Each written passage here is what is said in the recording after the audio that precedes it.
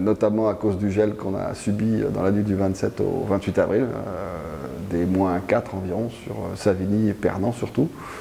Donc on n'a pas de, sur ces parcelles-là, on n'a pas de rendement du tout en fait. On est entre 1 et 5 hectolitres hectares. Donc c'est des vignes qu'on va vendanger entre nous en petite équipe, histoire de faire quelques pièces de vin quand même. Et j'ai même l'intention, a priori, de tout assembler, parce que c'est pas la peine de faire une pièce de Savigny-la-Vière, une pièce de Savigny-Fourneau, et puis 2 de Pernan-Île-de-Vergelès. Moi, je ne vais pas faire des micro-vinifications comme ça.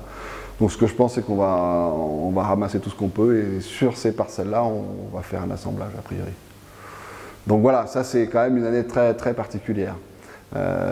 J'espère qu'on n'en aura pas d'autres comme ça. Alors par contre, nous, on est un petit peu chanceux, parce qu'au Domaine, on a une petite partie sur Corton.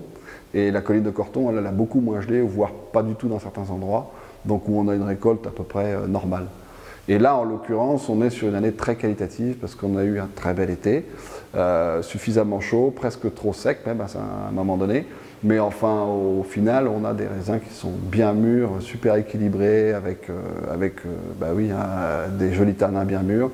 Donc on s'attend à faire des très très beaux vins de ce côté-là. Ouais. Au niveau du gel, là, je crois que vraiment il n'y a rien à faire. Biodynamie ou pas, de toute façon, là, on peut rien faire.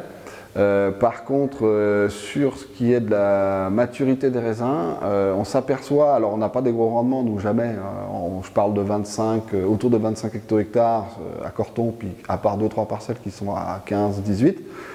Mais avec notre système de traitement en biodynamie, on a obtenu des meilleures maturités que les copains. Ça, on a vu que ceux qui étaient en conventionnel, d'ailleurs ils n'ont toujours pas vendangé, il y a des écarts de plus de 2 degrés, quoi. Donc c'est quand même important. Je crois que le cycle, grâce à la biodynamie, le cycle de végétation de la plante se déroule beaucoup mieux. Et la règle des 100 jours après la fleur, finalement, se vérifie grâce à cette technique. Et je vois que d'autres ne sont pas mûrs à 105 jours après fleur, alors que nous, voilà, c'était vraiment mûr, quoi. Il n'y a pas de problème.